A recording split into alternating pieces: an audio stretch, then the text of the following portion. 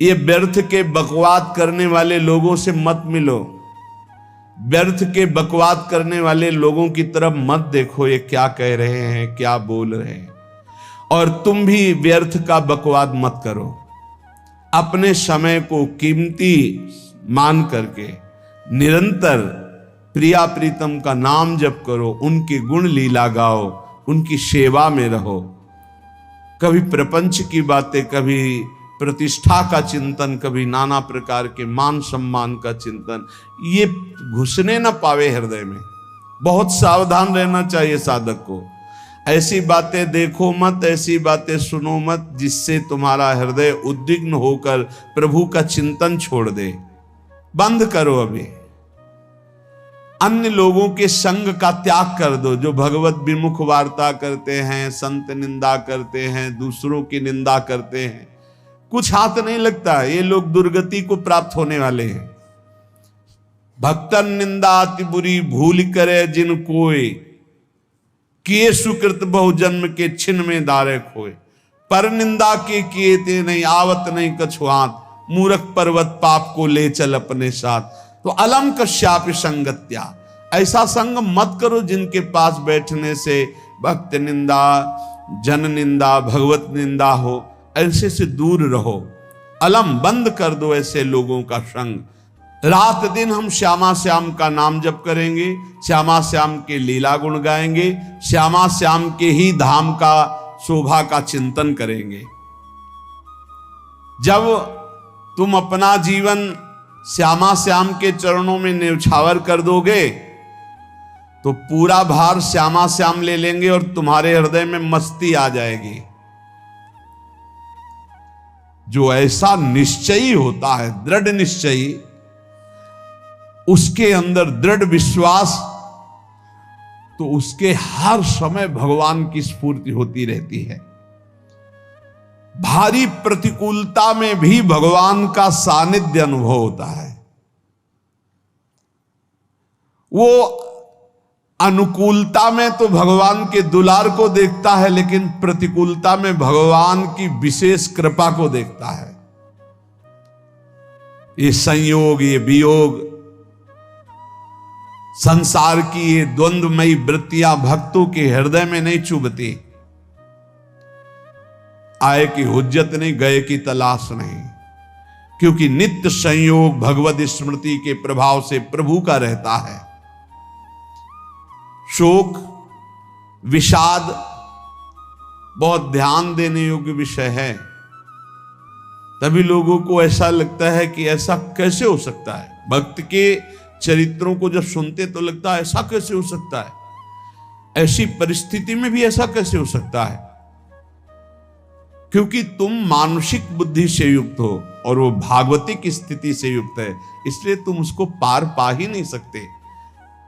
जब तुम अपना जीवन श्यामा श्याम के चरणों में समर्पित कर देते हो हृदय से, फिर उनकी कृपा से सब विघ्न दूर हो जाते, एक अपार मस्ती रहती है।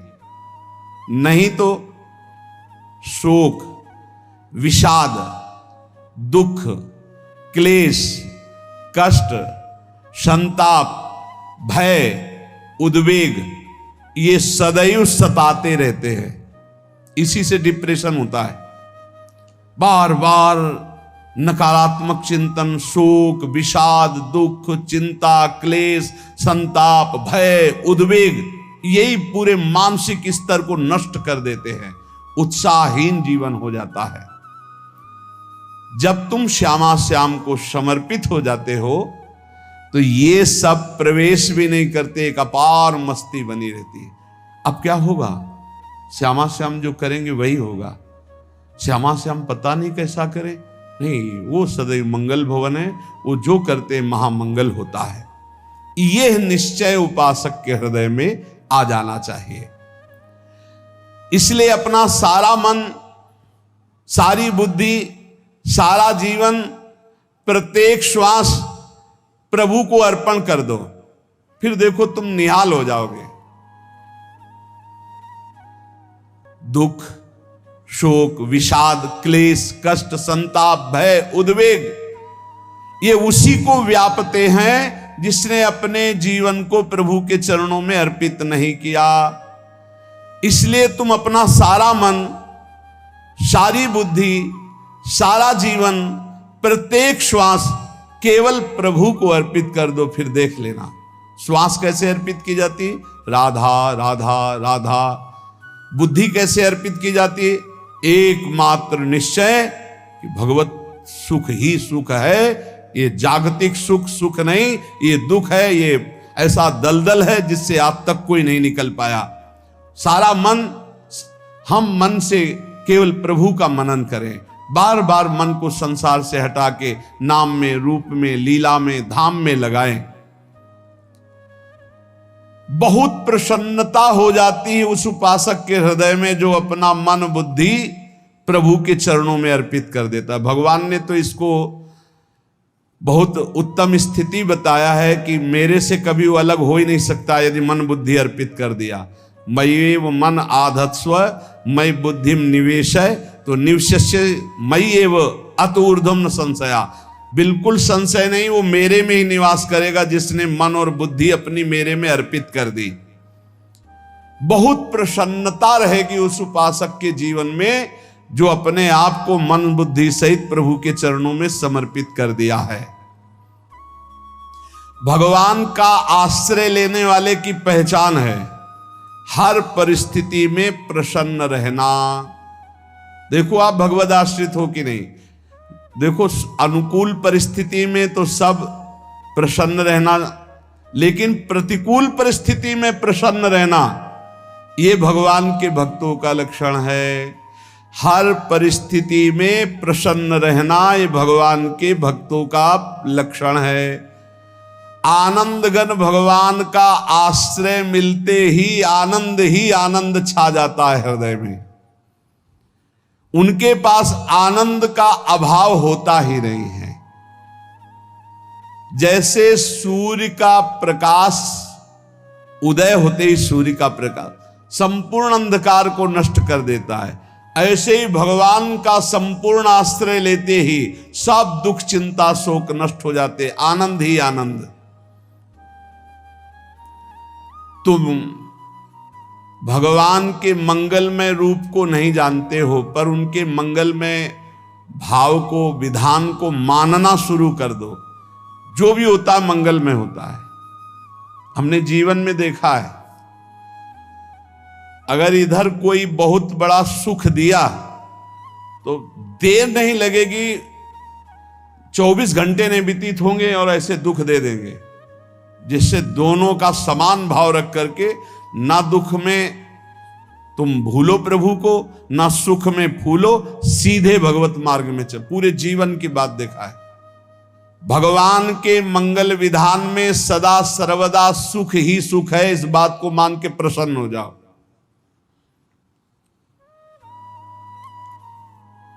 जब भगवान का भजन करने वाले की तन्मयता बढ़ती है भजन में,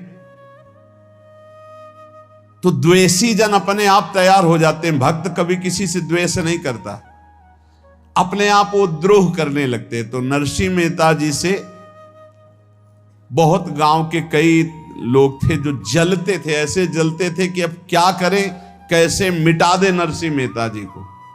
और उपाय तो मिल नहीं रहा था। तो एक दिन संतों की मंडली आई और उन्होंने कहा कि हम रास्ते में कोई चोर आदि धन ना ले ले, इसलिए यहां से किसी की हुंडी चलती है क्या द्वारिका में? पहले ऐसा था।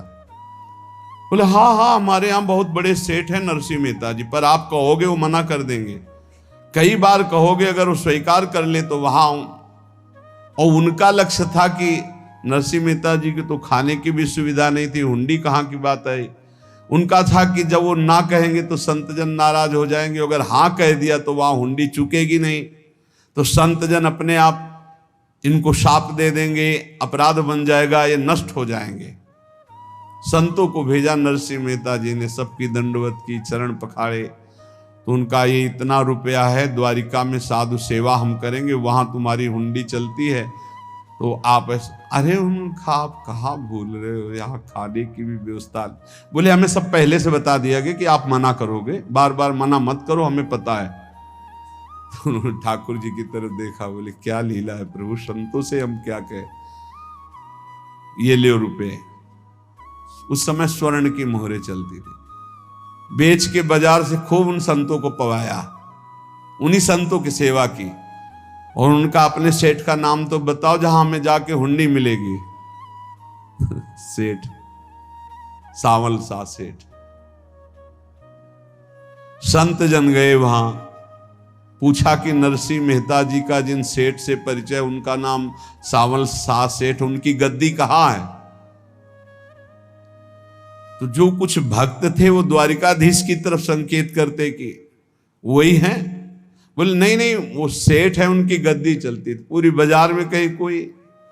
अब संत जन एकांत में होकर के बहुत विचलित हुए, क्या हमारे साथ धोखा हुआ? नरसिंह मेहता जैसा संत क्या धोखेबाज हो सकता है? देखो, संशय तो बहुत विचित्र होता है, बड़े बड़ों को संशय हो जाता है। जब भगवती सती जी को संशय हो गया, राम जी को हे खग हे मृग हे मधुकर श्रेणी ऐसा पूछते हुए कि सच्चिदानंद कैसे हो सकते, तो किसी को हो सकता है, क्योंकि वो बुद्धि की अधिष्ठात्री देवी है। जो ही उनके मन में ऐसा आया कि क्या हमारे साथ धोखा हो रहा है, इतने में ही देखा जय हो सावल सा सेठ की। वो कहा सावल सा सेठ, तो देखा बढ़िया मुनीम जी उनके साथ, और सेठ बस्ता लिए हुए मुनीम जी, सरकार इधर से चलो। तो उनका सावल सा सेठ आपका नाम है? संतों ने कहा। बोले हाँ। बोले नरसिंह जी? हाँ। बोले आपकी हुंडी आ गई है। हुंडी एक कागज में लिखा कि ये हमारे सेठ जी को दे देना। वैसे लोग मुझे माखन चोर कहते, कोई कुछ कहता, लेकिन आपने सेठ बना दिया। जब आपने सेठ बना ही दिया तो आप कभी परवाह मत करना तुम, और ये सेवक आपकी सेवा में सदैव तत्पर है। भगवान ने ऐसा लिखा। जो भगवद आश्रित है, एक बार ये चलता रहता है, जो संत जन होते हैं उनके विरोधी अपने आप बन जाते हैं, किसी से कोई मतलब नहीं, अपने आप विरोधी बन जाते हैं। कबीरदास जी का पूरी काशी में यश था। भजन करने वाले महापुरुषों का यश बढ़ता है जब, तो जो भजनहीन होते हैं उनके हृदय में जलन पैदा हो जाती है, और वो उनको विविध प्रकार से फंसाना चाहते हैं, उनको कष्ट देना चाहते हैं। तो कबीरदास जी के यश को धूमिल करने के लिए कुछ ब्राह्मणों ने एक रचना रची, मुड़ मुड़ा के कबीरदास जी के शिष्य बन करके पूरी काशी के सब आश्रमों में निमंत्रण दे आए। कल भंडारा है, संत सेवा है, सबने स्वीकार किया। कबीरदास जी अपनी दिनचर्या करके निकले तो संत मंडली आने लगी। बोले कै बजे सेवा है? साधु सेवा। बोले कौन सी साधु सेवा? बोले कल आपके शिष्यजन निमंत्रण दे के आए, पूरी काशी के सब संत आ रहे हैं। कबीरदास जी ने कहा यहाँ तो एक की भी व्यवस्था नहीं, पूरी काशी के संत आ रहे हैं। अच्छा, समझ में आ रहा है, लीला बिहारी तुम लीला करना चाहते हो। गए अपना निकल गए गंगा किनारे, एक झाऊ के नीचे बैठकर अपना भजन ध्यान में मगन है। 11-12 बजे तो उन्होंने देखा संतों की मंडली अब काशी तो बहुत। कबीरदास जी ने देखा कि आश्रम की, तो बोले पता नहीं क्या होगा, चलो चलते हैं। तो ऐसे गमछा वस्त्र करके ऐसे डालकर मुंह ढक करके, वहां बड़ी बड़ी पंगत लगी थी। कबीरदास जी सबको पाओ जी पाओ। कबीरदास जी के रूप में स्वयं भगवान पाओ जी पाओ। कबीरदास जी ने कहा अच्छा, जब स्वामी परस रहे तो हम भी बैठ के पा ले। तो जब उसी पंगत में बैठ गए अपना कपड़ा ढक करके, और जब मोहरे की दक्षिणा दे रहे थे सब लोग कि वाह कबीरदास जी ने आज तो साधु से, सबको जब कबीरदास जी के सामने आए तो ऐसे मुंह ढके, बोले देखो जो मेरा होता है उसे मुंह छुपाना नहीं पड़ता, मुंह ढकला नहीं पड़ता। लो दक्षिणा, तुम भी दक्षिणा लो। कबीरदास जी को कबीरदास जी दक्षिणा दे रहे, वो कबीरदास जी है भगवान, और ये पाले वाले कबीरदास जी है भगवान के जन। कभी भगवान अपने अरे जमाने जोर लगा ले, कितना जोर लगाएगा, भक्त और भगवान का झंडा कभी न झुकने पाएगा। बिल्कुल चिंता, शोक, भय, उद्वेग रहित जीवन भगवद आश्रित, तुम भगवान के मंगल विधान में सदा सर्वदा प्रसन्न रहो।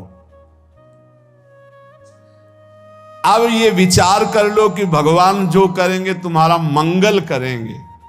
अब थोड़ा ऐसा बीच में लगता है कि अमंगल हो रहा है क्या, लेकिन पक्का समझो बहुत बड़ा मंगल उनका विधान होता है, बहुत ही उत्तम मंगल होता है भगवान के शरणागत का। भगवान हमारे विचारों वाले नहीं हैं, हमारे विचार प्राकृतिक है, भगवान के विचार चिदानंदमय हैं। वो अपने विचार से हमारा मंगल करते हो, हम अपने विचार से मंगल चाहते हैं।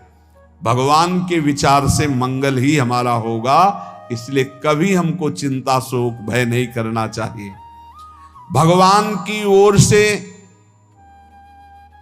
कभी तुम्हारे लिए ऐसा विधान नहीं होगा कि तुम दुखी हो जाओ, बस तुम्हारी सोच हो सकती है, उसका परिणाम बहुत मंगल होगा। जगत की ओर से निराश हो जाओ, किसी से आशा मत रखो, फिर आप देखो आपका जीवन कैसा आनंदमय व्यतीत होता है। ये जो जगत की आशा है यही दुख प्रदान करती, सच्ची जगत की आशा ही दुख प्रदान करती है। अगर जगत से कोई संबंध न रखा जाए और भगवत भाव में रहकर तो बहुत अच्छा जीवन चलेगा। अपने कर्तव्य का पालन करो, परिवार को भगवत स्वरूप मानकर पोषण करो, किसी से कोई संबंध मत रखो, कोई आशा मत रखो, यही अध्यात्म सिखाता है। अपने आप भगवत स्वरूप, सबका व्यवहार मंगलमय और आपका जीवन मंगलमय। अपने घर में ऐसे रहो जैसे किसी अतिथि के घर में रह जाता है, चलना है, यहां से जाना है। कौन रहता है अपने घर में अतिथि की भांति? भगवान का भक्त। जाना है यहां से, अपनी प्रिया प्रीतम के पास जाना। ये हमारा घर नहीं है, यहां तो हम समय व्यतीत कर रहे हैं, अपनी आयु व्यतीत कर रहे हैं भगवत आराधना करते हुए। हमें जाना है प्रिया प्रीतम के पास। वास्तविक घर भगवान का धाम है हमारा, वास्तविक घर वाले प्रभु हैं हमारे, जो नित्य सच्चिदानंद भगवान के चरणों में अपने चित्त को समर्पित करता रहता है। उसको यह अनुभव होने लगता है कि बड़ी कृपा है हमारे ऊपर, भगवान की बड़ी कृपा है हमारे ऊपर। सर्वसमर्थ परम सुहृद भगवान ऐसे भक्त के ऊपर हर समय वरद हस्त रखे रहते हैं। ये केवल प्रवचन नहीं, सच्ची बात मानिए। ऐसे भगवान का वरद हस्त हर समय रहता है। जब भगवान की छत्र छाया में भक्त अपने को देखता है तो आसपास घोर विपत्तियों का भी समुदाय हो तो भी वो आनंद में मगन रहता है। हर हालत में आनंदित रहना ये भक्त का स्वभाव है। भगवान ऐसे भक्तों को प्यार करते हैं जैसे कछुआ अपने अंडे को बाहर रख आवे और रात दिन उसका चिंतन करे। जब भक्त भगवान को समर्पित होता है तो भगवान रात दिन उसकी ऐसे चिंतन सुरक्षा करते हैं।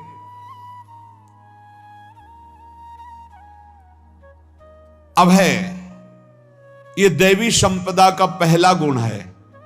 ये भगवान के शरणागत पर जागृत हो जाता है, वो भयभीत नहीं होता, किसी भी उससे भयभीत नहीं होता। यही डर ही डरपि हरिवंश हित जिनो भ्रमय गुण सलिल पर। इस डर से डरते रहना चाहिए कहीं गुण रूपी पानी में फिसल न जाए, नहीं तो गलती हो सकती है। साधक सावधान रहे। ये अभय दैवी संपदा का सबसे बड़ा गुण है। जो भयहारी भगवान की शरण में आ जाता है तो उसके अंदर ये अभय प्रकट हो जाता है। अगर कहीं तुम्हें एकांत में भय लग रहा है, एक आदमी तो एकांतिक में आए थे, वो कह रहे थे कि हमें हर समय भय लगा रहता कि कोई हमारे पीछे है, अंधेरा तो लगता कोई खड़ा है, मैं जीना मुश्किल हो गया, ऐसा भय। देखो ये मन कैसा है, भगवान से विमुख होने पर कैसे डरवाता है। वो कह रहे हैं हर समय मुझे डर लगा रहता है, कोई सामने खड़ा है, कोई पीछे खड़ा है, ऐसा भय लगने लगता है। और जब भगवान की शरण में आ जाते हैं तो ये अभय स्थिति हृदय में जागृत हो जाती है। कोई भी भय आसपास आ ही नहीं सकता, यहां तक कि नरक का भी भय खत्म हो जाता है जो भगवान की शरण में है। महापापी भी पुण्यात्मा महान भक्तों के समान वो उत्तम गति को प्राप्त हो जाता है जो भगवान की शरण में हो जाता है। पर ये जो भोगों का आश्रय लिए हुए हैं, मनमानी आचरण कर रहे हैं, ये कभी उस अभय को जान ही नहीं सकते कोई अभय पद है क्या। इनको तो कदम कदम पर शोक, भय और दुख की प्राप्ति होगी, कोई बचा नहीं सकता जो भोगों में लगे हैं, मनमानी आचरण कर रहे हैं।